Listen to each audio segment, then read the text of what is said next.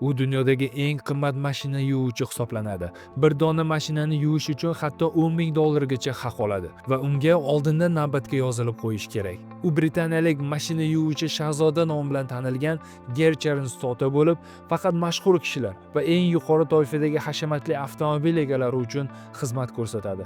Xo'sh, nega uning xizmatlari shunchalik qimmat bo'lishiga qaramay, baribir mijozlar uni deb navbatlar kutishadi? Birinchidan, uning mashina yuvish jarayoni 61 ta aniq va puxta bosqichlardan iborat. Mashina modeliga qarab to'liq yuvish jarayoni ba'zida 15 kundan ham ortiq vaqt olishi mumkin.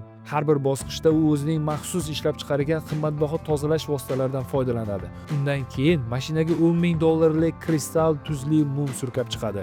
Oxirida esa mashinani $5,000 dan ortiq turadigan ultra tovushli apparat yordamida o'z kamchiliklarini tekshiradi. Natijada barcha jarayonlardan o'tgan eng iflos mashina ham xuddi zavoddan yangi chiqqandek butunlay yangi ko'rinishda chiqib keladi.